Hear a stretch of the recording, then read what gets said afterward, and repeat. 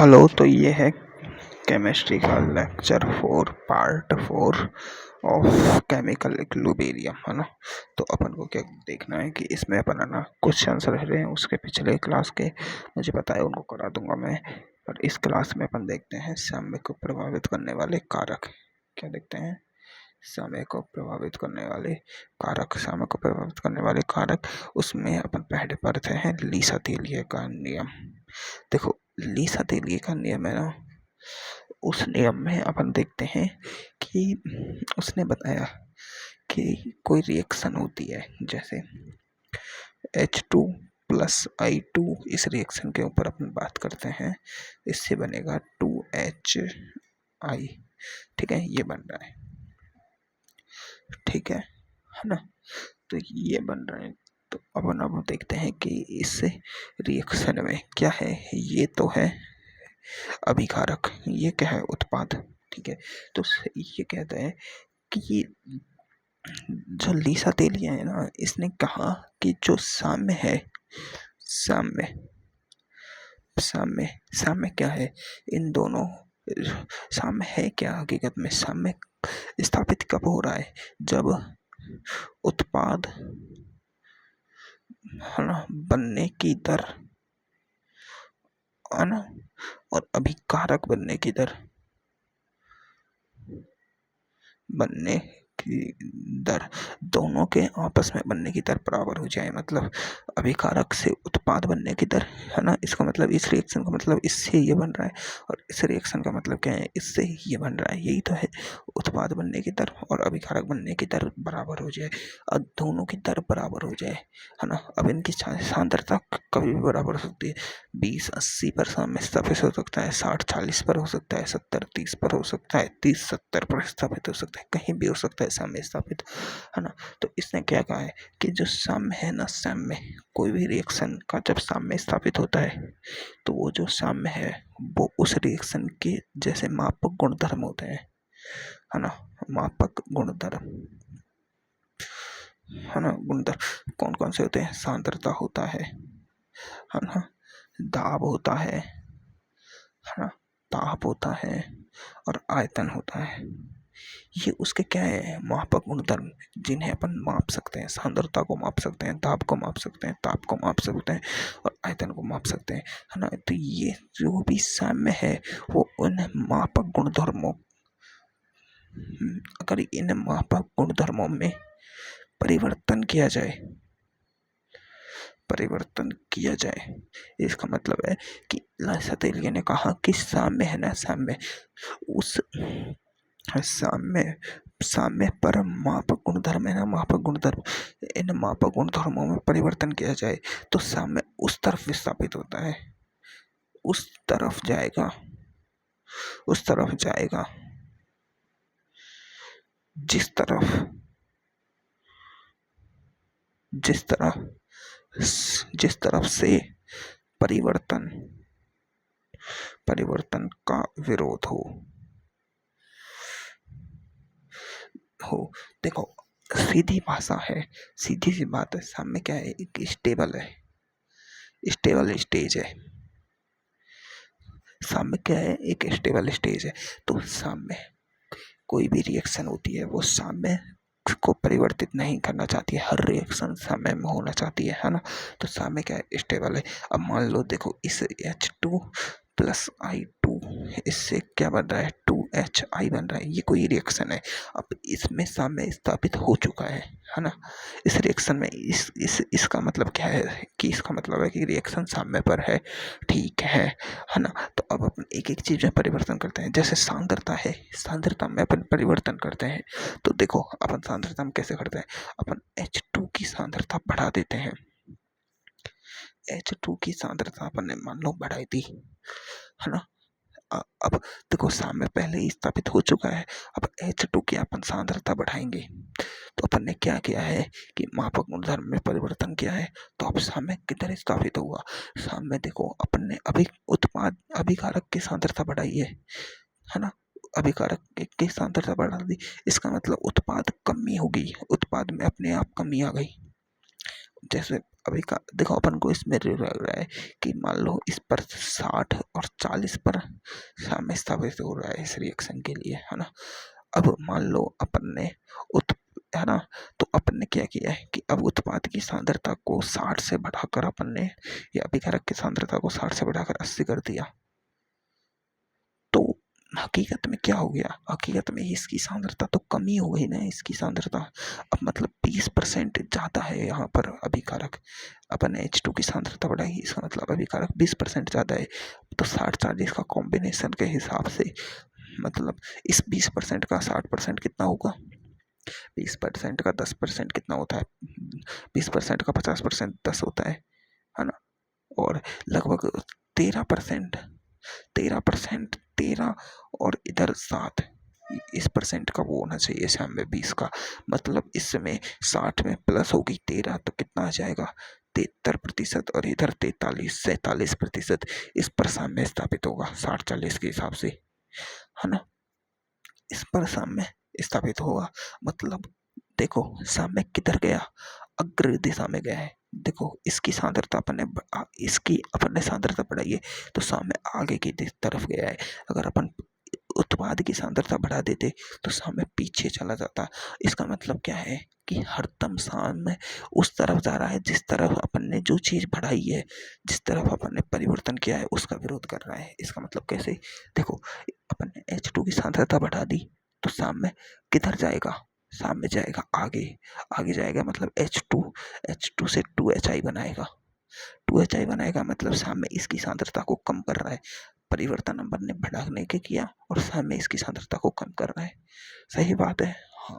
अब देखो मान लो, अब देखो अब यही रिएक्शन में H2 प्लस I2 में अपन सांद्रता बढ़ाते हैं 2HI की, HI की सांद्रता बढ़ाते हैं तो सामने किधर जाएगा, इधर जाएगा, HI की सांद्रता को कम करेगा और इनको ज़्यादा बनाएगा।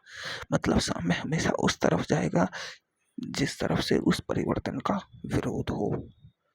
ठीक है, तो ये है सांद्रता का प्रभाव, है ना। तो अपन इस परिवर्तन, इसका मतलब जो साम्य है, देखो ली सतीलिए के अनुसार साम्य पर मापक गुणधर्मों जैसे रास, सांद्रता, आयतन, दाब, ताप आदि में परिवर्तन करने पर साम्य है ना, साम्य है जो श्वेत है उस दिशा में जाता है जिस दिशा में, जिससे कि किए गए परिवर्तन का विरोध हो सके, जिससे कि किया गया जो प्रभाव है उसका नगण्य हो सके, है ना, किए गए परिवर्तन का विरोध हो सके। यही है साम्य की प्रवृत्ति। तो अब देखो सांद्रता का प्रभाव क्या होता है, देखो सांद्रता का प्रभाव पढ़े अपन,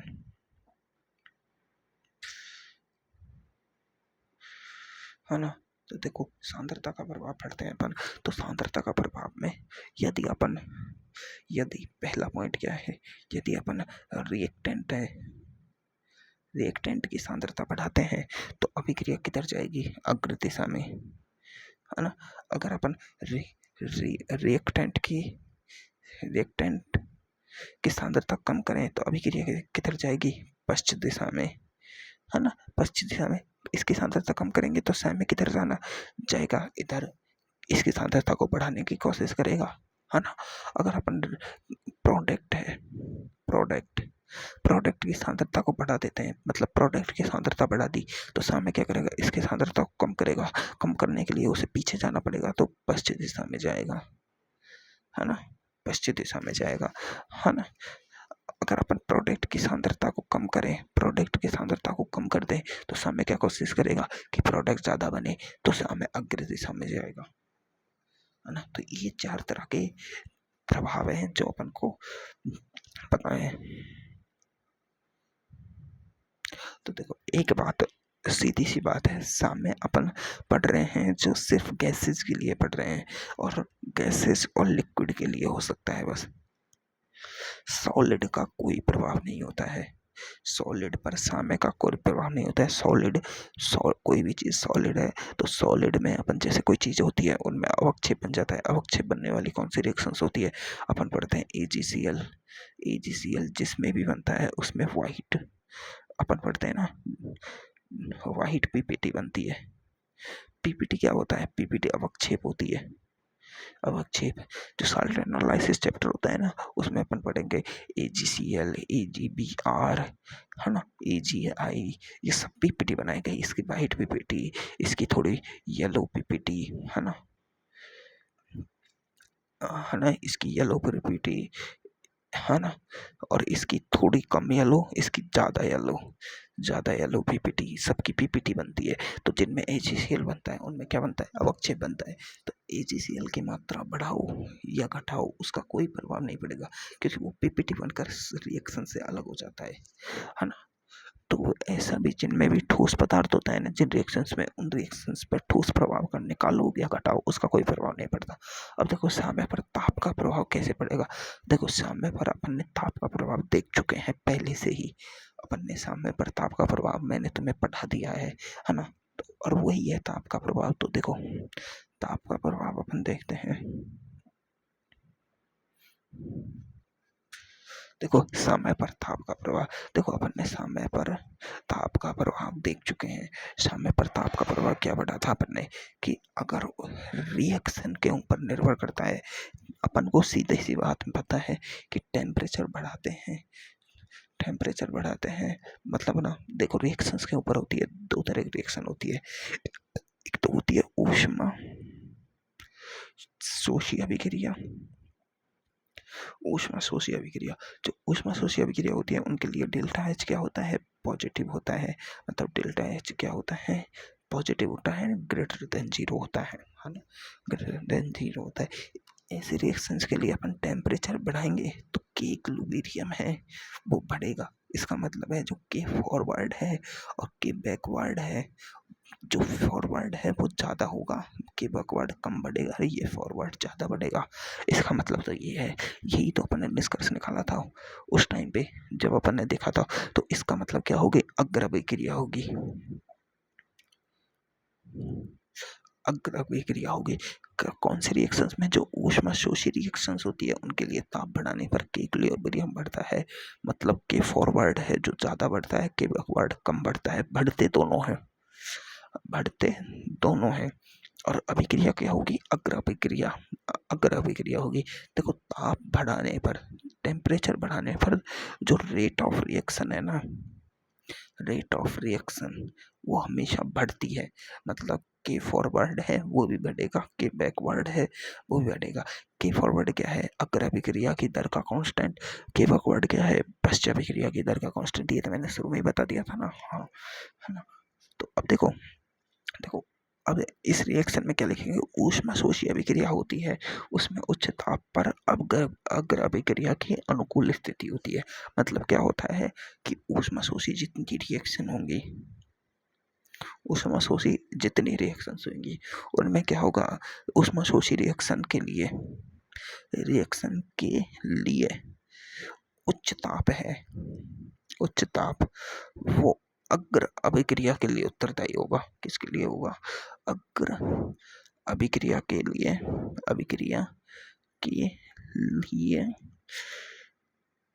अनुकूलित होगा, अग्र अभिक्रिया के लिए अनुकूलित होगा, है ना।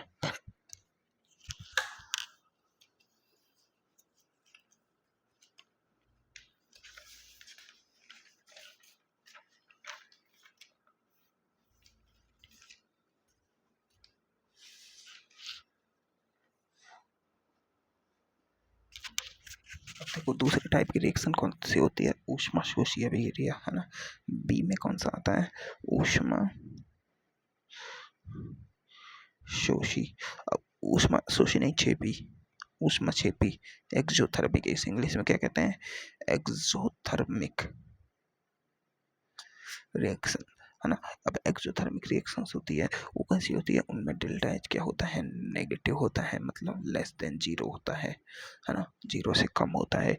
अब ऐसे रिएक्शंस के लिए देखो, ऐसे रिएक्शंस में अपन टेम्परेचर को बढ़ाते हैं तो क्या होता है कि के फॉरवर्ड है बट के बैकवर्ड है ना। जो के फॉरवर्ड है वो बढ़ता तो है लेकिन कम बढ़ता है, लेकिन के बैकवर्ड बहुत ज़्यादा बढ़ जाता है ऐसी रिएक्शंस के लिए। जो के बैकवर्ड होता है वो बढ़ जाता है ताप बढ़ाने पर, है ना। ताप बढ़ाने पर के बैकवर्ड बढ़ जाता है, तो ओवरऑल जो के इक्विलिब्रियम है वो घट जाता है। क्या हो जाता है? घट जाता है। तो मतलब पश्च अभिक्रिया की स्थिति होती है, पश्च अभिक्रिया की। इसके लिए मतलब क्या होता है कि अर्थात ऊष्मा छेपी अभिक्रियाओं के लिए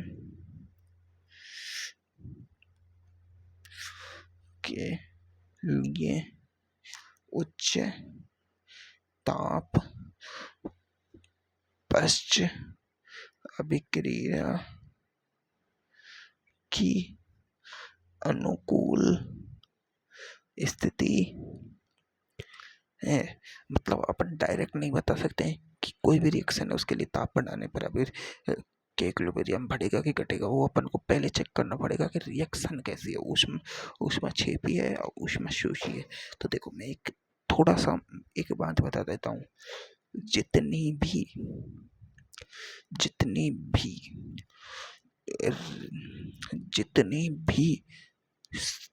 जितनी भी रिएक्शन है जो जो सूर्य के प्रकाश में होती है,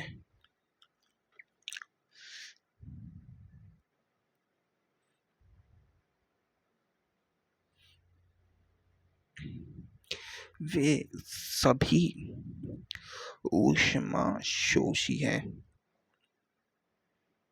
ऊष्मा छेपी है, ऊष्मा छेपी क्या है? ऊष्मा छेपी रिएक्शंस है ना। जितनी भी रिएक्शंस हैं वो सभी क्या है? ऊष्मा छेपी है, जो ताप की उपस्थिति में होती है। अरे यार इस बात को बाद में याद रखना, क्योंकि मेरे खुद को कंफ्यूजन है कि वो ऊष्मा शोषी होती है कि ऊष्मा छेपी होती है। पर जितनी भी दहन की रिएक्शन होती है, दहन की रिएक्शन है, दहन की जितनी भी रिएक्शन है वो सभी ऊष्मा छेपी है। क्योंकि दहन की रिएक्शंस में क्या होती है? ऊर्जा निकलती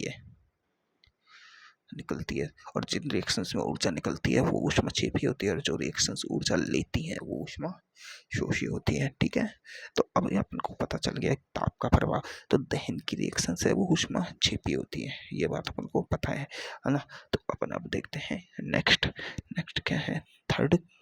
थर्ड है दाब का प्रभाव। किसका? दाब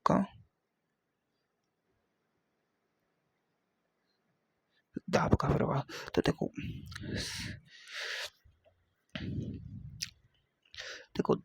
दाब का प्रभाव सीधा सा है। आयतन का प्रभाव और दाब का प्रभाव अपन अच्छी तरह से बिल्कुल बहुत नॉर्मली निकाल सकते हैं, एकदम बहुत आसान से, है ना। देखो दाब का प्रभाव निकालने के लिए अपन को सिंपल सा करना क्या है कि दाब बढ़ाने पर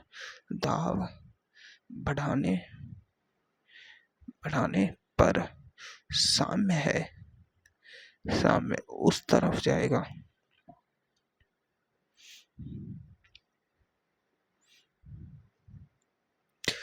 जिस तरफ कुल रस समीकरण मिति मोल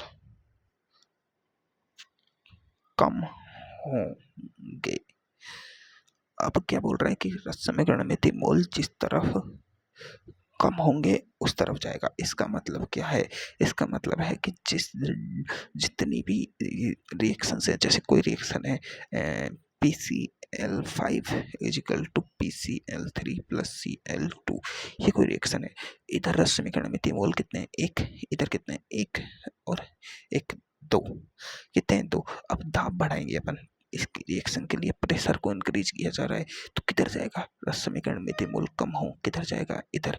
तो इसके लिए कौन सी होगी? पश्च रिएक्शन होगी, है ना। और ये किस टाइप का रिएक्शन है? देखो अगर डेल्टा एन जी देखा जाए तो तो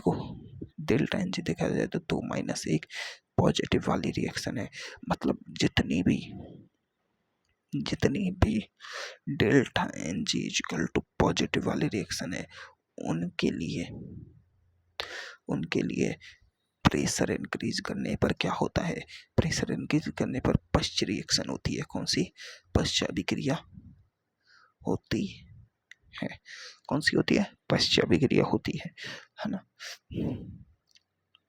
है ना। तो पश्चाभिक्रिया होगी। अब पश्चाभिक्रिया होगी तो क्या होगा, पश्चाभिक्रिया होगी तो देखो PCl5 है, इधर से क्या बन रहा है PCl3 प्लस Cl2, तो PCl5 का क्या होगा 1 माइनस एक्स या अल्फा, 1 माइनस अल्फा अल्फा। तो अब पश्च रिएक्शन होगी तो क्या होगा, ये अल्फा क्या होगा घटेगा, अल्फा क्या होगा घटेगा, क्या होगा अल्फा घटेगा। क्यों, क्योंकि ये है जो दाब बढ़ाएंगे अपन, प्रेशर इंक्रीज करेंगे तो पश्च रिएक्शन होगी, पश्च रिएक्शन होगी तो ये दोनों क्या बनाएंगे, इसे बनाएंगे PCl5। तो 1 मोल की तरफ हो जाएगी रिएक्शन, मतलब 100% प्रोडक्ट की तरफ जाए, वो अभिकारक की तरफ जाएगी तो अल्फा जितना है वो उतना भी घटेगा। तो जो उतने भी डेल्टा एनजी वाली पॉजिटिव रिएक्शंस होती है उनमें प्रेशर इंक्रीज करने पर अल्फा क्या होता है घटता है। ये वाली बात अपन को याद रखनी है। अब देखो, अब देखो delta N G equal to negative वाली रिएक्शन लो, I can see N2 plus 3H2 equal to कौन सी बनाते हैं 2NH3। ये बेसिक रिएक्शन है। इसमें देखो अल्फा क्या होता है, इनमें जो इनमें देखो इधर 2 है और इधर 4 है, तो 2 किधर है इधर, तो क्या होगी इसके लिए अग्राभिक्रिया होगी, कौन सी होगी अग्राभिक्रिया होगी। और अग्राभिक्रिया होगी इसके लिए डेल्टा एनजीन नेगेटिव वाली रिएक्शंस के लिए अग्राभिक्रिया होगी, तो इसमें क्या होगा, इसमें क्या होगा प्रेशर इंक्रीज करने पर क्या होगा, इस रिएक्शन में प्रेशर इंक्रीज करेंगे तो अमोनिया है, अमोनिया उसकी उच्च लब्धि प्राप्त होगी, उच्च लब्धि प्राप्त होगी,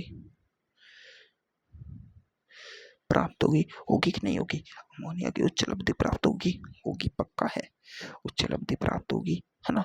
तो डेल्टा एन जी क्या है इसके लिए, इस रिएक्शन के लिए डेल्टा एन जी क्या है, डेल्टा एन जी नेगेटिव है ना। अब देखो एक रिएक्शन, अब देखो delta N G equal to 0 वाली रिएक्शन, जैसे H2 plus I2 is equal to 2HI, अब ये वाली रिएक्शन है।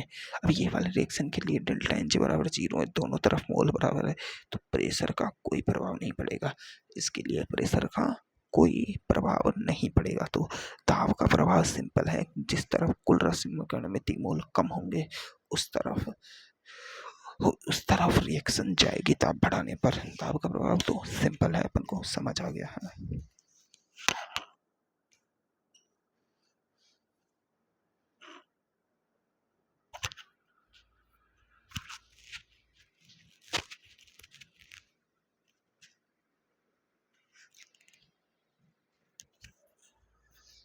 अब अपन देखते हैं आयतन का प्रभाव। तो जो आयतन का प्रभाव है ना, आयतन का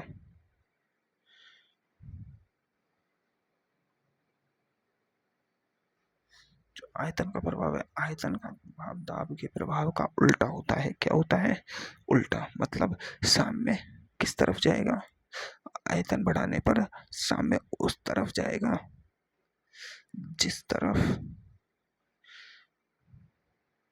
जिस तरफ कुल रस समीकरण मिति मोल, जिस तरफ कुल रस समीकरण मिति मोल ज्यादा होंगे, क्या होंगे ज्यादा होंगे। देखो पीवी बराबर एनआरटी होता है ना, एनआरटी होता है, एन तो कांस्टेंट है मोल टोटल मोल, और आर भी क्या है कांस्टेंट, और अगर टेम्परेचर को कांस्टेंट मान लिया जाए तो पीवी इजिकल टू क्या होता है कांस्टेंट, क्या होता है कांस्टेंट, तो पी बराबर पी समानुपाती 1V/V आता है। मतलब प्रेशर बढ़ाएंगे तो आयतन घटेगा, आयतन बढ़ाएंगे तो प्रेशर घटेगा, तो जो दाब का प्रभाव होगा उसका उल्टा हमेशा आयतन का होगा, उल्टा आयतन का होगा। क्यों, क्योंकि देखो अपन कोई भी रिएक्शन में प्रेशर इंक्रीज करते हैं तो आयतन घट जाता है ना। तो दाब का प्रभाव आयतन का प्रभाव तो सीधा सा है, उसका उल्टा कर दो, मतलब जो जितने भी delta N G equal to positive वाली रिएक्शन है उनके लिए अग्राभिक्रिया हो जाएगी, है ना। और जितने भी delta N G equal to negative वाली रिएक्शन है उनके लिए आयतन में पश्चाभिक्रिया हो जाएगी, और delta N G equal to 0 वाली रिएक्शन है उनके लिए तो कोई प्रभाव है ही नहीं, है ना। तो अब देखते हैं अपन पांचवा उत्प्रेरक का प्रभाव। उत्प्रेरक उत्प्रेरक, इसको इंग्लिश में बोलते हैं कैटेलिस्ट, है ना, इफेक्ट ऑफ कैटलिस्ट। अब जो कैटलिस्ट होता है वो करता क्या है, उत्प्रेरक क्या होता है, उत्प्रेरक ज्यादातर डी ब्लॉक एलिमेंट होते हैं, है ना, डी ब्लॉक एलिमेंट होते हैं पहली बात तो, है ना। उत्प्रेरक करता क्या है, उत्प्रेरक एक ताला कुंजी सिद्धांत पर काम करता है। जैसे ये कोई उत्प्रेरक की सरफेस है ना, ये क्या करेगा, ये अभिकारक, कुल दो अभिकारक हैं जैसे ए और बी, दो अभिकारक हैं, उन दोनों को लेगा, ए और बी, है ना, ए पटक लिए इधर, बी पटक लिए इधर, और इन दोनों को आपस में जोड़ के और इधर ए बी अलग कर देगा। मतलब कर क्या रहा है, ये एक मीडिएटर का काम कर रहा है, मीडिएटर का, है ना, ये क्या काम कर रहे हैं, मीडिएटर का। मतलब ये सिर्फ दर को बढ़ाता है, यानी ये रेट ऑफ रिएक्शन बढ़ाता है।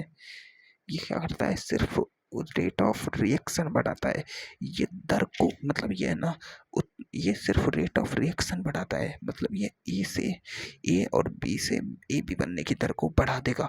मान लो अब देखो, ए प्लस बी बना रहे हैं ए बी, है ना, एक तो ये बिना बिना उत्प्रेरक की रिएक्शन है और ये एक उत्प्रेरक की रिएक्शन है ना। अब क्या है, अब ये जो रिएक्शन है वो उसका साम्य 70-30 पर स्थापित हो जाता है, मतलब 70% अभिकारक रहेंगे और 30% प्रोडक्ट बन जाएगा इस रिएक्शन के लिए।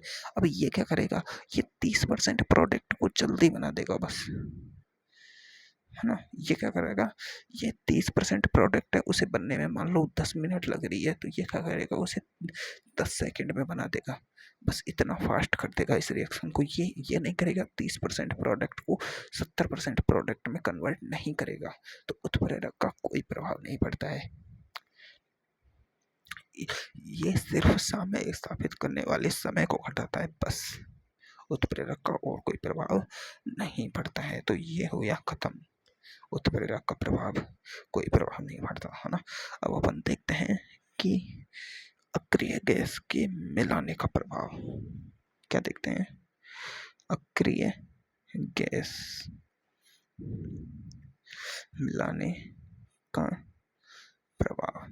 देखो, अक्रिय गैस अपन जब भी मिलाते हैं ये रिएक्शन में भाग नहीं लेगी, पहली बात, क्योंकि नाम ही क्या है, अक्रिय गैस, रिएक्शन में भाग नहीं लेगी। क्या कर सकती है ये, बस ये जो रिएक्शन है उसके आयतन को बढ़ा देगी, आयतन को बढ़ाएगी और प्रेशर को बढ़ाएगी, ये दो काम करेगी बस, आयतन और प्रेशर को।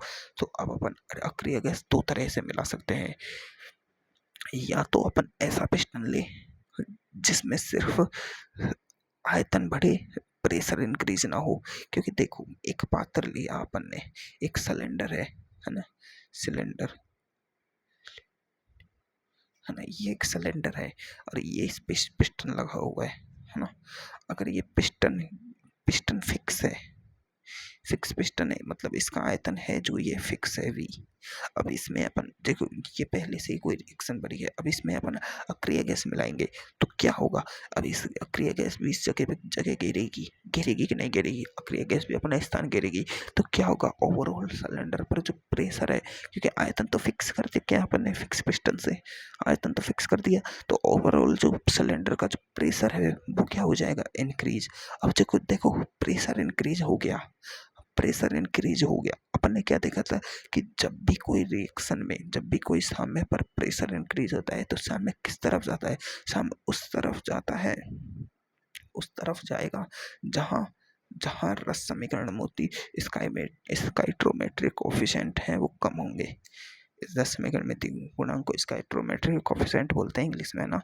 तो रस समीकरण मोल हैं जो कम होंगे, है ना, कम होंगे।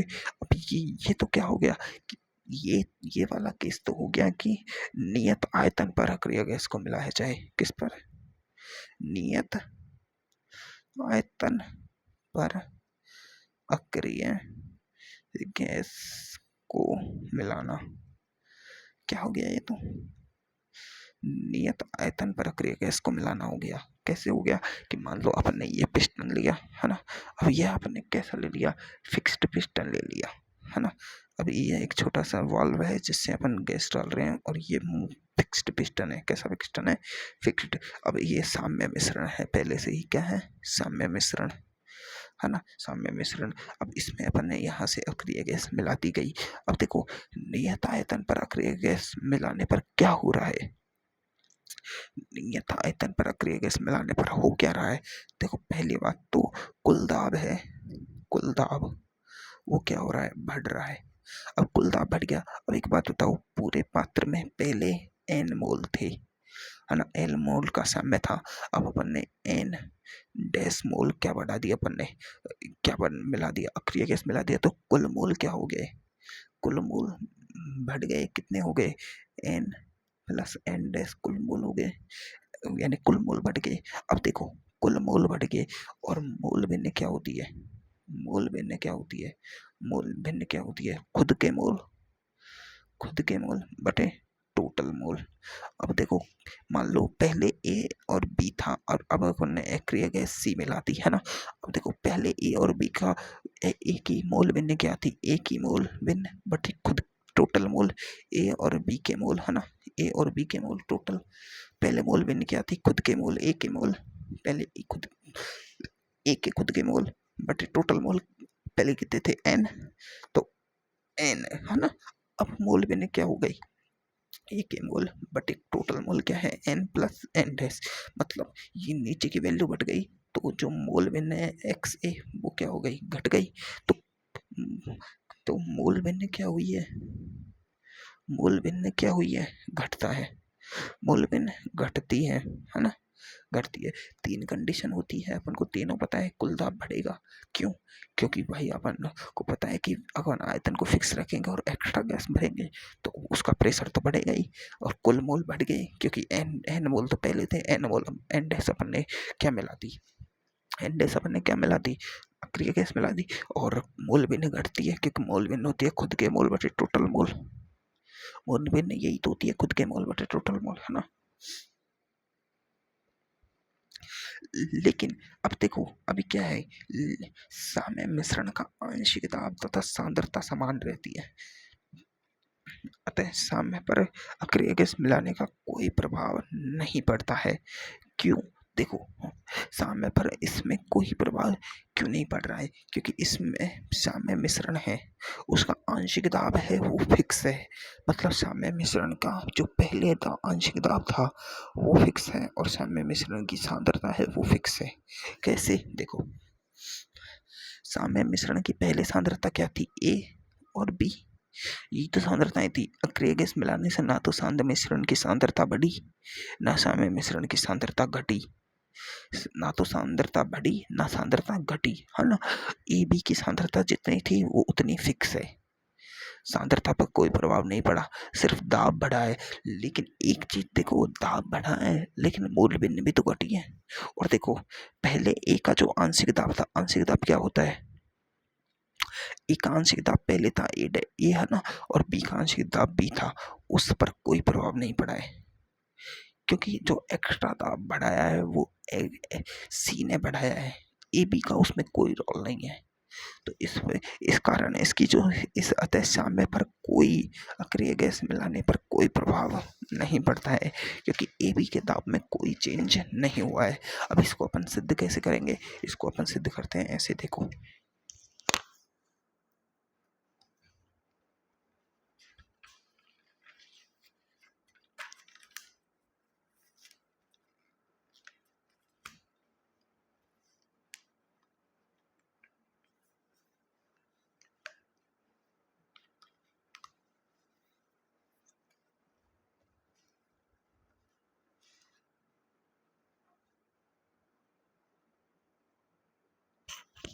इसको देखो अपन ऐसे सिद्ध करते हैं। देखो पीवी बराबर एक रिएक्शन के लिए क्या होता है? पीवी बराबर एन आर टी।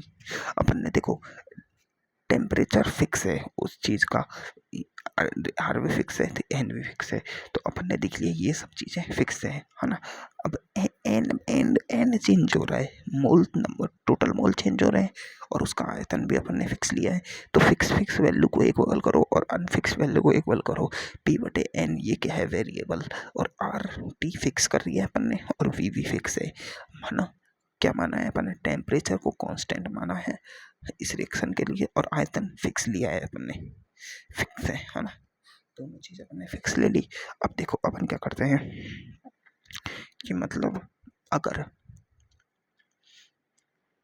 अगर देखो अगर देखो अपन ने क्या किया है कि ये क्या है, कांस्टेंट वैल्यू है, तो P बटा N क्या है, कांस्टेंट, क्या है, कांस्टेंट, ठीक है।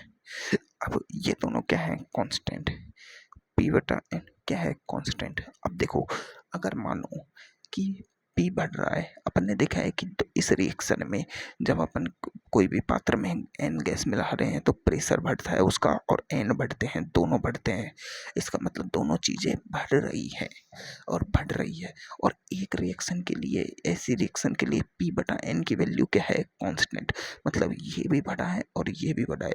तो देखो दोनों चीज़ बराबर मात्रा में बढ़ रही हैं, तभी तो कांस्टेंट होगा, तभी तो कांस्टेंट होगा। अब देखो अगर P बटा N कांस्टेंट है तो मतलब P टोटल बटे N टोटल क्या होगा, कांस्टेंट। ये तो यहीं सिद्ध हो गया, यहीं सिद्ध हो गया। मतलब इस रिएक्शन के में ना तो P टोटल और N टोटल का जो अनुपात है वो कांस्टेंट रहेगा। यही तो ये सिद्ध कर रहा है। तो अब अपन मानो एक रिएक्शन लेते हैं, जैसे PCl5 ली और PCl3 प्लस Cl2। अब ये सब गैसेज है ना, ये रिएक्शन लेते हैं अपन और देखते हैं कि सामने पर इसके मोल क्या है। इसके मान लो N1 मोल, इसके N2 मोल और इसके N3 मोल। सामने पर इसके N3 मोल मान लो और सामने पर कुल दाब क्या मान लो, सामने पर कुल दाब क्या है, P1। अब इसके लिए Kp क्या होगा, इसके लिए Kp क्या होगा, इसके लिए Kp होगा, अपन ने क्या लिखा था, Kp इसके टोटल मोल क्या होंगे, N2 N3 बटे इसके टोटल मोल, है ना। ये अपन ने Kp का एक फॉर्मूला पढ़ा था ना पिछली सेक्शन में, बटे P टोटल क्या है, P1 बटे N टोटल, है ना, और बटे डेल्टा एन जी इसका कितना है, डेल्टा एन जी पॉजिटिव है और कितना है, 2 माइनस 1 बराबर 1 है। तो डेल्टा एन जी ये उसका केपी का फॉर्मूला है, अपन ने पढ़ा था ना ये पिछली क्लास में, केपी का फॉर्मूला, है ना। तो ये केपी का फॉर्मूला है। अब देखो केपी है क्या हकीकत में, केपी बराबर N2 N3 बटे N1 P1 बटे N1 plus N2 plus N3। ये क्या है, ये तब है जब अपन अक्रिय गैस मिलाने से पहले, ये क्या है, अक्रिय गैस मिलाने से पहले। अब इसमें अपन मान लो कि N मोल अक्रिय गैस मिलाते हैं, N4 मोल अपन ने क्या मिला दी, अक्रिय गैस मिला दी, इसमें अक्रिय गैस मिला दी। तो तब केपी क्या होगा, अब अपन ने N4 मोल अक्रिय गैस मिलाई है। तो देखो अपन ने रिएक्शन के, अब इस रिएक्शन में कोई इस रिएक्शन में कोई चेंज होगा नहीं होगा, सिर्फ N टोटल ही तो चेंज हुआ है। N टोटल क्या हुआ, अक्रिय गैस मिलाने पर N टोटल क्या हो जाएगा, N total N1 plus N2 plus N3 plus N4 हो जाएगा। यही तो N टोटल होगा। इस पर इसके मोलों पर कोई फर्क नहीं पड़ेगा, इसके मोल पर कोई फर्क नहीं, इसके मोल पर कोई फर्क नहीं पड़ेगा, क्योंकि वो अक्रिय गैस है, इनसे कोई रिएक्शन नहीं कर रही है। तो अपन केपी क्या लिखेंगे, केपी लिखेंगे, देखो ये तो फिक्स है, प्रोडक्ट के मोल और रिएक्टेंट के मोल N1 ये भी फिक्स है। और प्रेशर क्या है, प्रेशर चेंज हो जाएगा, प्रेशर कितना हो जाएगा, P2, है ना, P1 से। और N टोटल भी चेंज हो गया, कितना, N1 plus N2 plus N3 plus N4 तक आ गया, है ना। प्रेशर भी N4 तक आ गया और इसकी घात कितनी है, 1, इसकी घात कितनी है, 1। अब देखो ये Kp2 है और ये Kp1 है, इन दोनों को बराबर करेंगे अपन इन दोनों को। तो देखो N3 N2, है ना, N2 N3 बटे N1 और P1 बटे N1 N2 N3, है ना।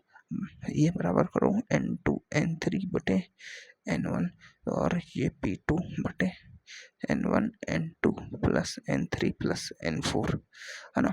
इससे ये गया तो क्या आ रहा है, P1 बटे N1 plus N2 plus N3 बराबर P2 बटे N1 plus N2 plus N3 plus N4, ये दोनों आपस में बराबर आ गए, आए कि नहीं आए? आगे मतलब पहले पहले क्या था, पी टोटल बटे एन टोटल बराबर बाद के पी टोटल बटे एन टोटल, दोनों क्या है, कांस्टेंट, दोनों आपस में बराबर है, दोनों की वैल्यू कांस्टेंट है। इसका मतलब जब प्रेशर और मोल पर कोई चेंज होगा ही नहीं तो साम्य पर कोई प्रभाव पड़ेगा ही नहीं, साम्य पर कोई प्रभाव पड़ेगा ही नहीं। यही तो सिद्ध किया है अपन ने, ये अपन ने इस केपी के वाले फॉर्मूले से सिद्ध कर दिया और ये अपन ने पीवी बराबर एनआरटी वाले फॉर्मूले से भी सिद्ध कर दिया, दोनों तरफ से अपन ने सिद्ध कर दिया। पीवी बराबर एनआरटी वाले फॉर्मूले से अपन ने देखो पी बटे एन कॉन्स्टेंट लिया है और एक रिएक्शन का एग्जांपल लेके अपन पीवी बराबर पी टोटल बटे एन टोटल बराबर पी टोटल बटे एन टोटल ले आए, मतलब दोनों चीजों में कांस्टेंट ले आए। इसका मतलब नियत आयतन पर, देखो नियत आयतन पर अक्रिय गैस मिलाने पर साम्य पर कोई प्रभाव नहीं करता। लेकिन एक और तरीका है अक्रिय गैस मिलाने का, एक और तरीका, कौन सा तरीका है वो, एक और तरीका कौन सा है, एक और तरीका है नियत दाब पर अक्रिय गैस मिलाना। देखो नियत दाब पर अक्रिय गैस कैसे मिलाएंगे, अपन एक सिलेंडर लेते हैं, है ना। अब सिलेंडर में अपन ने क्या लगा रखा है, मूवेबल पिस्टन लगा रखा है। ये कैसा है, मूवेबल, कैसा है,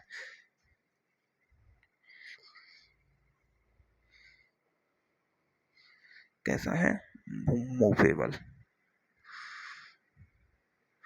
ये कैसा है, मूवेबल पिस्टन है ना। अब ये मूवेबल पिस्टन है तो ये हिल सकता है ना। अब तो पहले ही समय मिश्रण है पहले से ही। अब इसमें क्या मिलाएंगे अपन, अक्रिय गैस, अक्रिय गैस मिलाएंगे। अब देखो अक्रिय गैस मिलाएंगे तो धीरे धीरे आयतन क्या होगा, बढ़ेगा, पिस्टन ऊपर जाएगा, आयतन बढ़ेगा और दाब क्या होगा, फिक्स। अब देखो अक्रिय गैस मिलाने पर कुल दाब क्या है, बढ़ता है। लेकिन देखो, अब देखो अक्रिय गैस मिलाएंगे तो दाब बढ़ेगा, दाब बढ़ने से क्या होगा, प्रेस, ये है मूवेबल पिस्टन, वो ऊपर जाएगा, धीरे धीरे ऊपर जाएगा, है ना। तो पिस्टन का आयतन बढ़ जाएगा।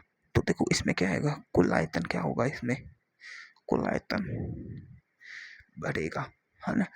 कुल दाब क्या होगा, नियत जितना था पहले ही, है ना, नियत दाब की स्थिति होगी, है ना। तो अभिक्रिया किस तरफ जाएगी, अब इसी रिएक्शन में अभिक्रिया किस जाएगी, जब कुल आयतन बढ़ गया, जब आयतन ही बढ़ गया तो देखो अब पीवी बराबर क्या होता है, एन आर टी, ठीक है। अपन ने ये कांस्टेंट रखा, ये कांस्टेंट रखा, ये कांस्टेंट रखा, तो देखो दोनों चीजें कांस्टेंट रखी अपन ने, तब देखो क्या आएगा, v बाई एन बराबर आर टी बाई पी, ये सब कांस्टेंट होगा। अब आयतन बढ़ा रहे हैं अपन, मोल बढ़ा रहे हैं अपन, आयतन और मोल दोनों बढ़ाएंगे अपन, है ना। तो देखो आयतन और मोल दोनों बढ़ाएंगे अपन और जब आएगा कांस्टेंट वैल्यू, है ना। तो देखो अपन कैसे बढ़ाते हैं, कोई रिएक्शन लो, PCl5 equal to PCl3 plus Cl2, ये कोई रिएक्शन है। अब इसमें अपन देखो क्या करते हैं कि इसकी देखो, इसके मोल N1, इसके मोल N2, इसके मोल N3। अब साम्य पर होगा क्या, सांद्र, ये तो मोल लिखे हैं अपन ने साम्य पर, मोल, और साम्य पर सांद्रता क्या लिखेंगे अपन, सांद्रता में भाग वी लगेगा, तो N1V बटे N2V बटे N3V, साम्य पर सांद्रता ये हो गई। तो अब इसके लिए केसी क्या आ जाएगा, केसी क्या आएगा, N2V, है ना, N3V, है ना, सांद्रताएं लिखेंगे ना अपन, और N1V, ये इसका केसी हो जाएगा, होगा कि नहीं होगा, हाँ ठीक है। अब देखो यहाँ पर केपी क्यों नहीं लिया, क्योंकि दाब तो फिक्स है, प्रेशर तो फिक्स है, तो केपी तो होगा ही नहीं, केसी होगा, है ना।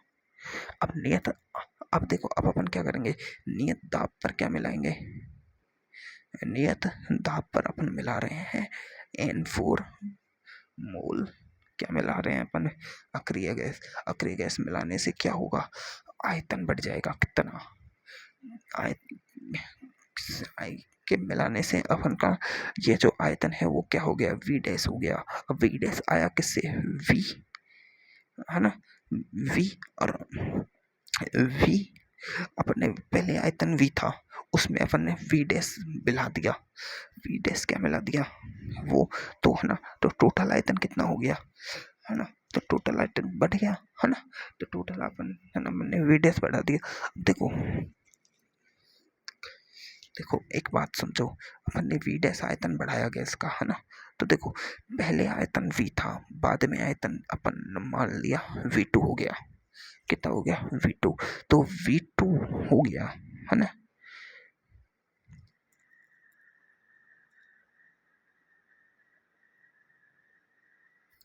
देखो अक्रिय गैस मिला, देखो अक्रिय गैस मिलाने से पहले आयतन कितना था? वी।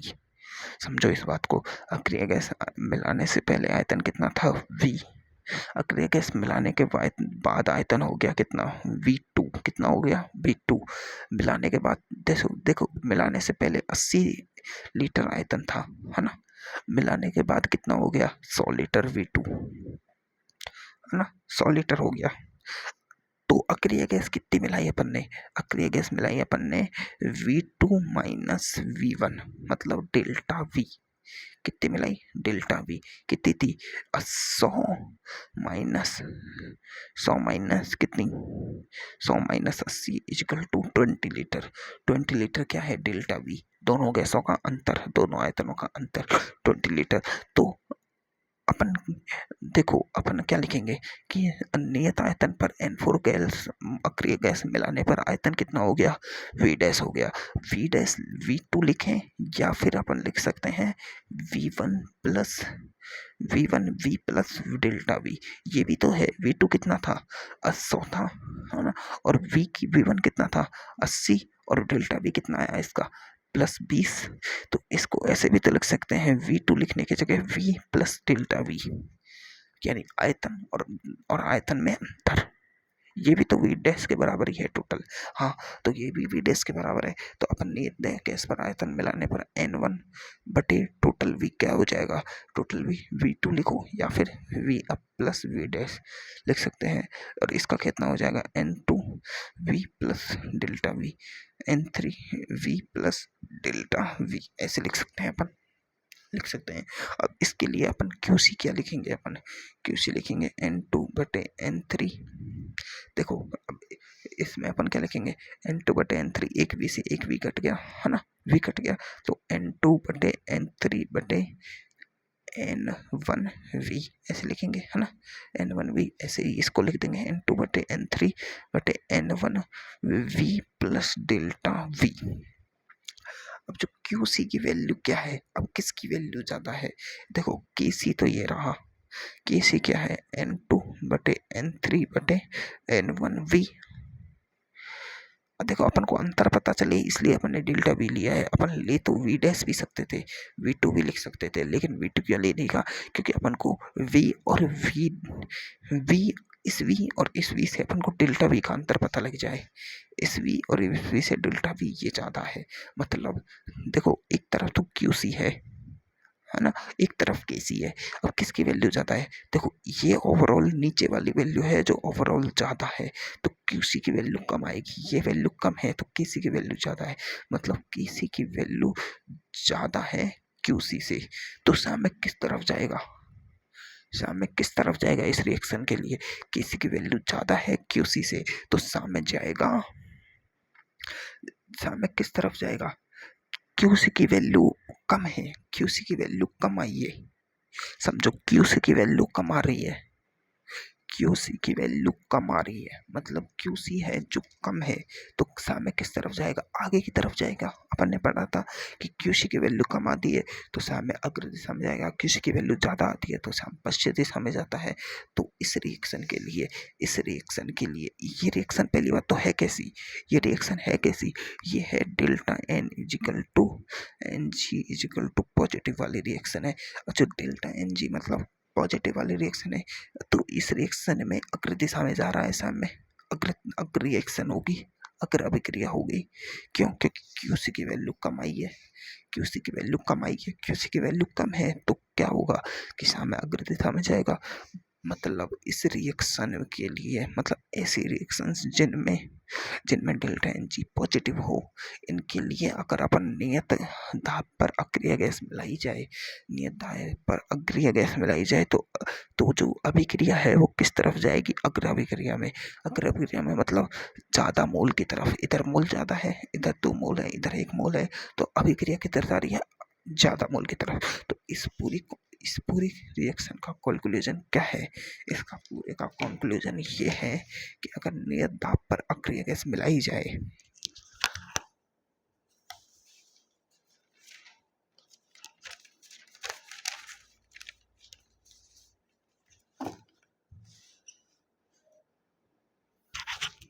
बढ़ाने का कंक्लूजन ये है कि अगर अक्रिय गैस मिलाई जा रही है, अक्रिय गैस को मिलाया जा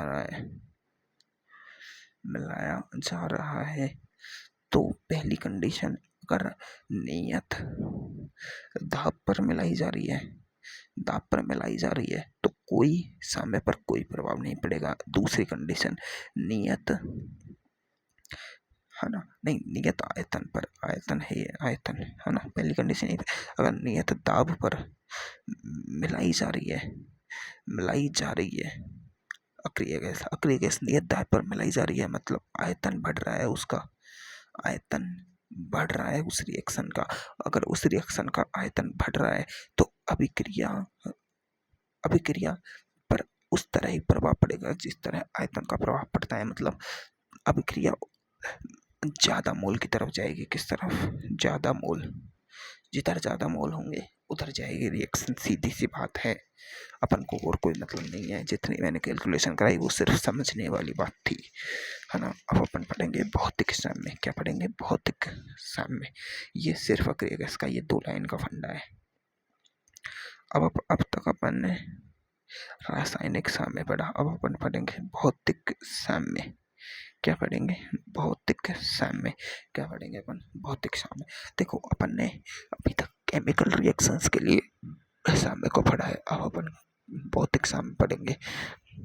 जब भौतिक अभिक्रियाओं के लिए पढ़ा जाता है, किसके लिए? भौतिक अभिक्रियाओं के लिए पढ़ा जाता है ना।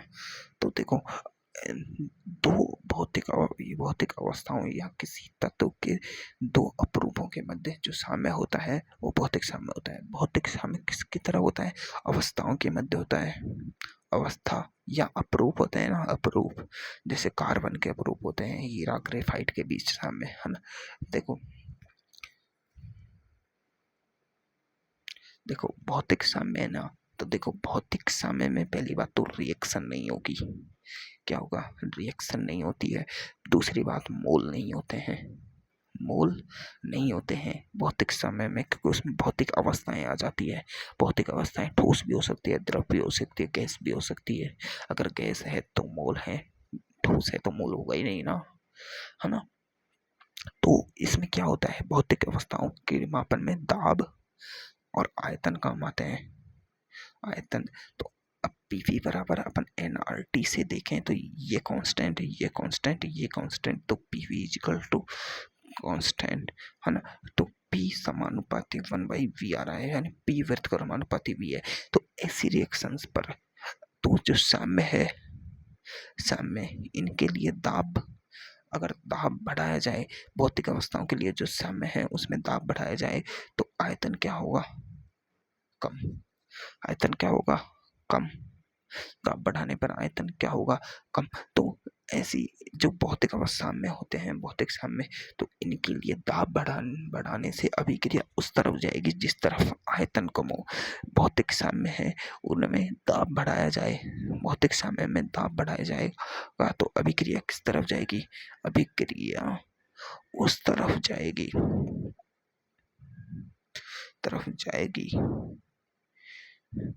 जिस तरफ आयतन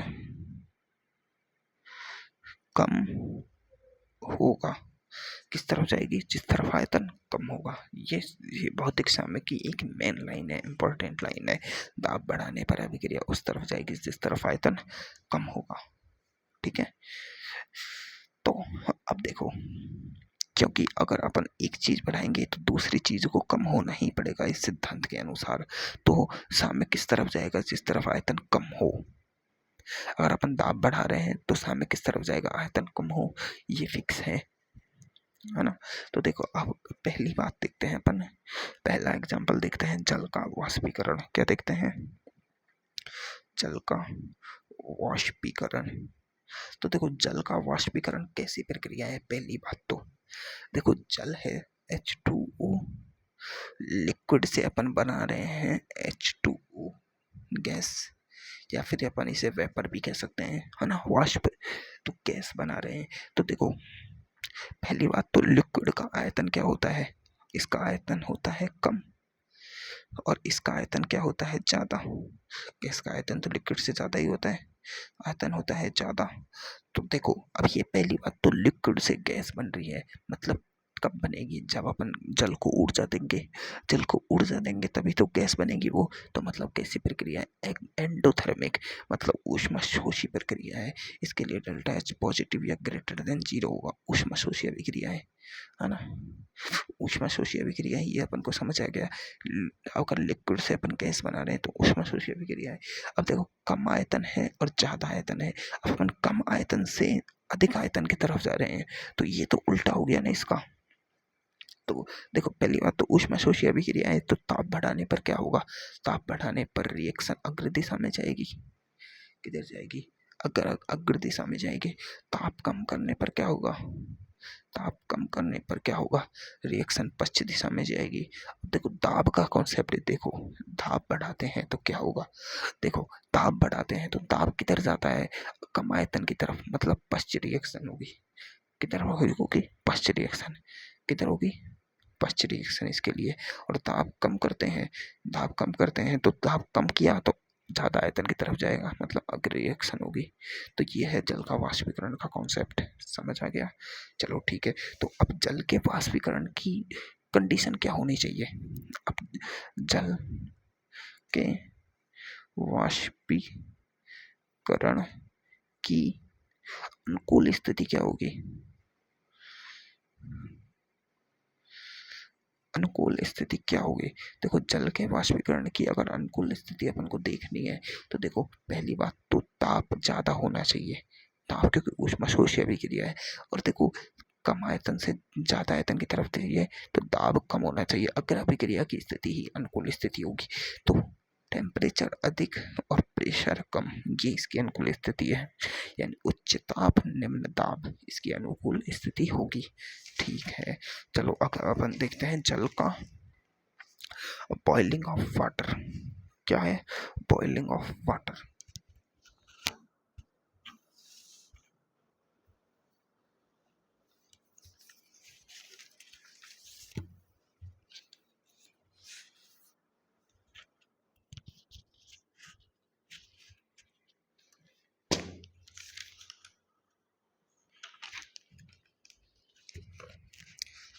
अगर अपनी नेक्स्ट कंडीशन क्या है? जल का क्वथनांक यानी बॉइलिंग ऑफ।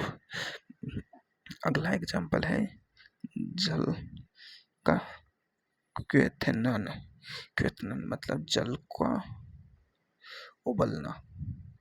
अब जल किस तरह उबलता है? 100 डिग्री सेल्सियस पर उबलता है। अब देखो उबलना एक अलग बात है और जल को वाष्प बनाना एक अलग बात है। जल उबलेगा कब? उबलेगा कब? उबलने के लिए प्रेशर भी चाहिए होता है। क्या होता है? प्रेशर भी चाहिए होता है। ये अपन ने जो वो वाला चैप्टर होता है ना, कौन सा, क्वथनांक में उन्नयन और क्वथनांक में उन्नयन और हिमांक में अवनमन पढ़ा था ना, सॉल्यूशन वाले चैप्टर में। मतलब अगर किसी भी चीज में अगर अपन जैसे कोई भी वो है लिक्विड है, अगर उसमें एक्स्ट्रा कोई भी ऐसा ऐसा पदार्थ मिला दे जो एविले हो, एविले मिला दिया जाए, एविले मिला दिया जाए तो क्वथनांक में क्या हो जाता है? अंक में उन्नयन हो जाता है, यानी विद बढ़ोतरी हो जाती है। क्या हो जाती है? क्वथनांक में उन्नयन हो जाता है। क्वथनांक में उन्नयन अपन ने पढ़ा था, है ना। तो क्वथनांक में उन्नयन होता है। देखो अब इसमें क्या है, H2O लिक्विड है, उससे क्या बनेगा अपन को पता है कि H2O गैस ही बनेगी। उबलेगा तो 100 डिग्री सेल्सियस पर उबलेगा, वाटर का बॉइलिंग होगा तो उबलेगा। तो ये आयतन क्या है, v इसका कम है, इधर आयतन v क्या है ज़्यादा। अपन को पता है कि डेल्टा H इसके लिए क्या है, ग्रेटर देन पॉजिटिव है, ऊष्मशोषी अभिक्रिया है। और उबलने के लिए, उबलने की एक कंडीशन और है, इस कब उबलता है ये, अगर P एक्सटर्नल कितना हो, 1 atm है, तब ये कितने पे उबलता है, 100 डिग्री सेल्सियस पर उबलता है।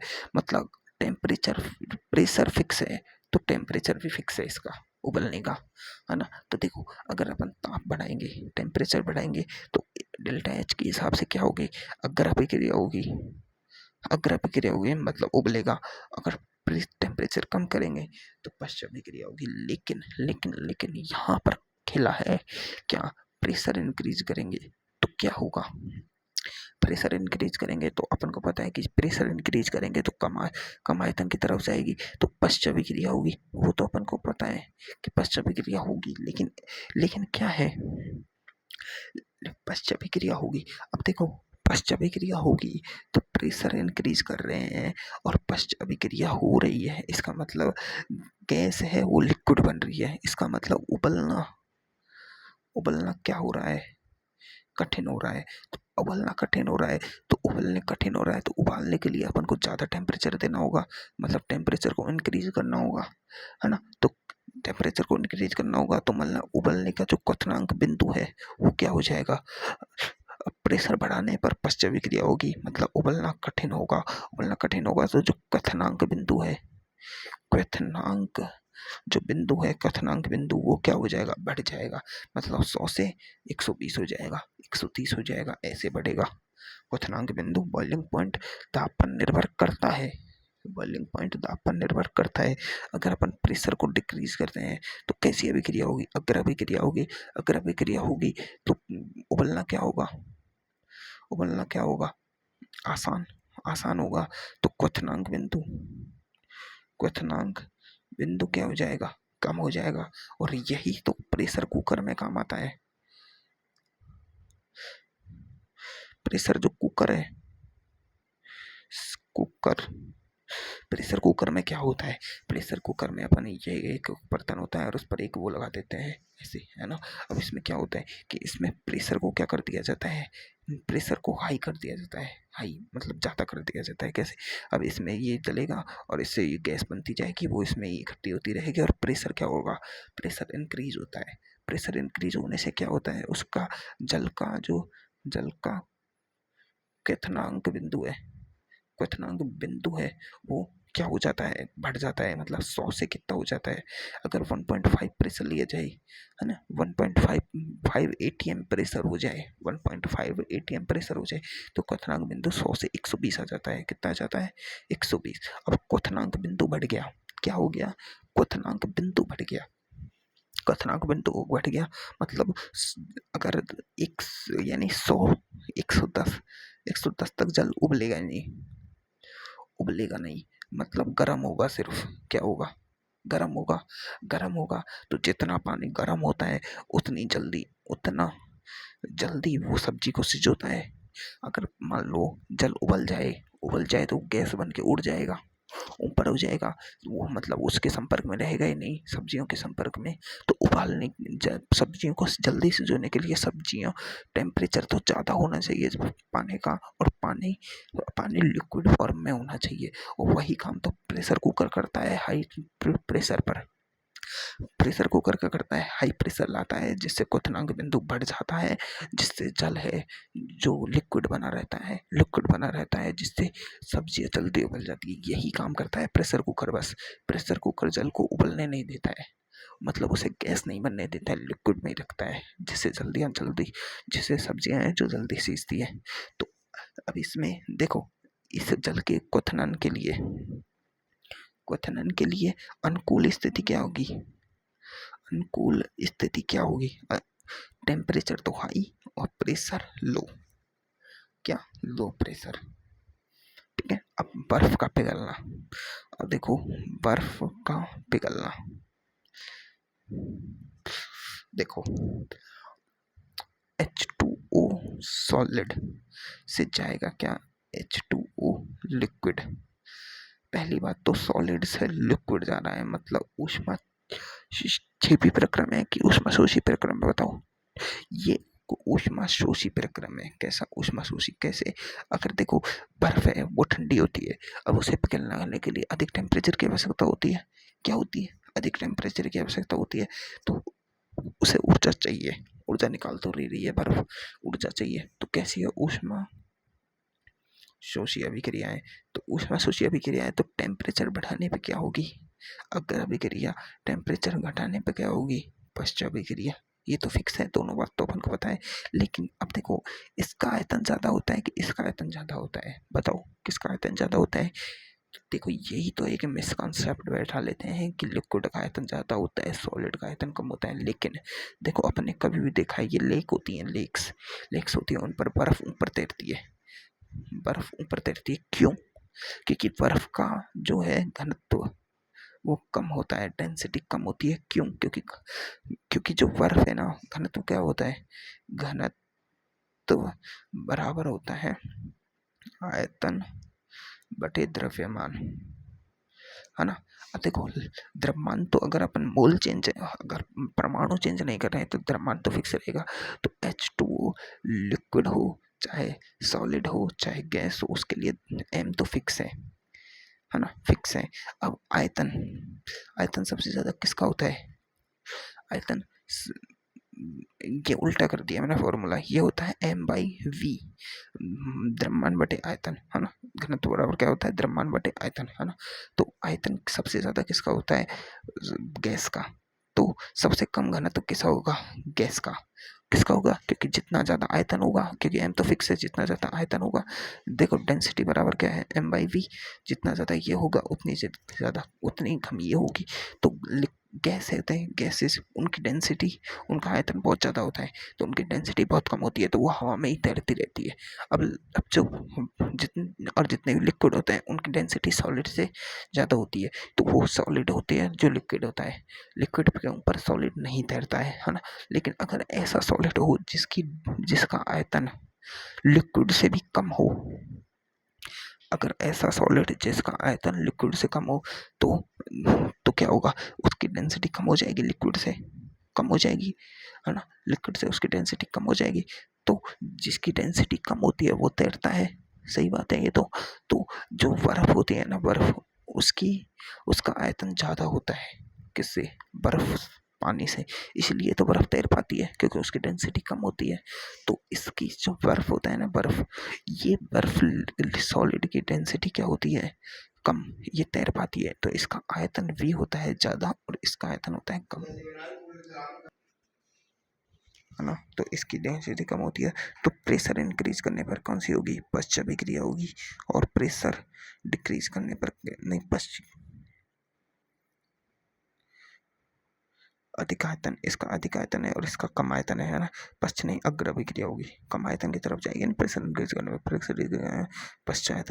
देखो जब अपन बर्फ के टुकड़े को पकड़ते हैं, बर्फ के टुकड़े को ऐसे पकड़े और उसे दबाते हैं, तो बर्फ पिघलने लग जाती है, मतलब सॉलिड से लिक्विड जा रहा है।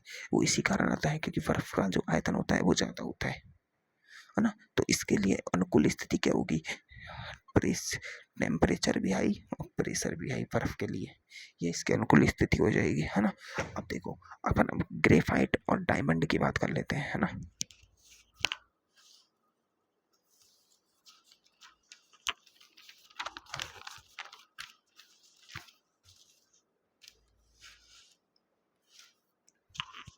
देखो अपना नेक्स्ट एग्जांपल क्या है कि कार्बन ग्रेफाइट, है ना, और कार्बन डायमंड, इन दोनों के बीच साम्य स्थापित हो। तो देखो कार्बन ग्रेफाइट का जो डेंसिटी घनत्व होता है वो होता है कम, और डायमंड का घनत्व क्या होता है, सबसे ज़्यादा डेंसिटी वाला जो प्रोडक्ट है इस दुनिया में, तो वो क्या है, डायमंड।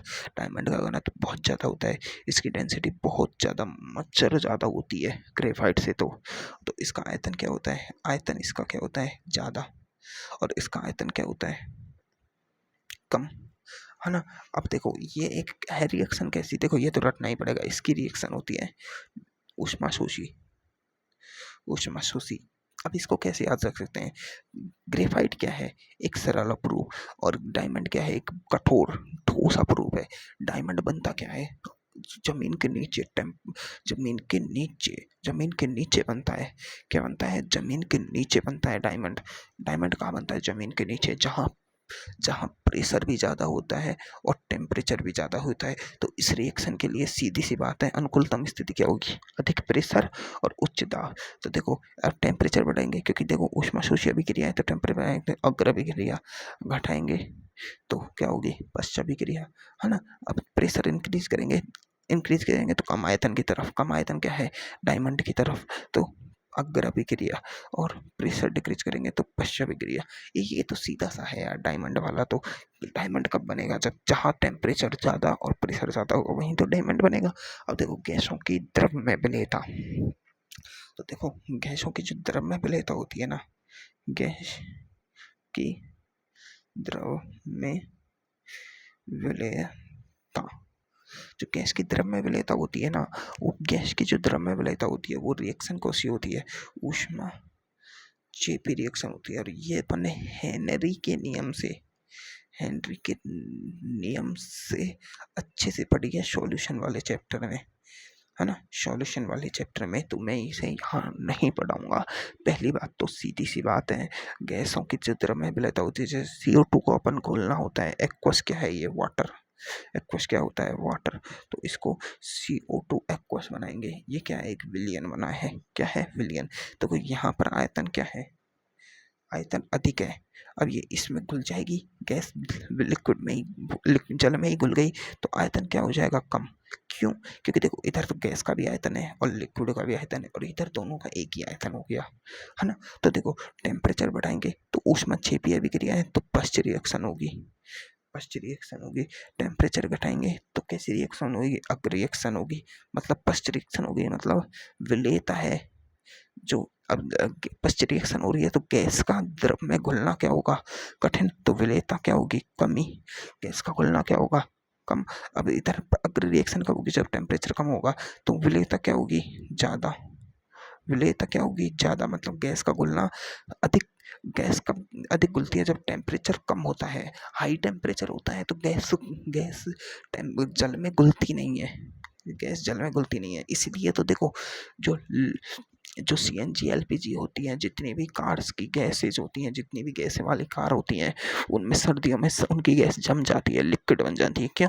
क्योंकि वो भाई गैस है जो घुल जाती है ना लिक्विड में।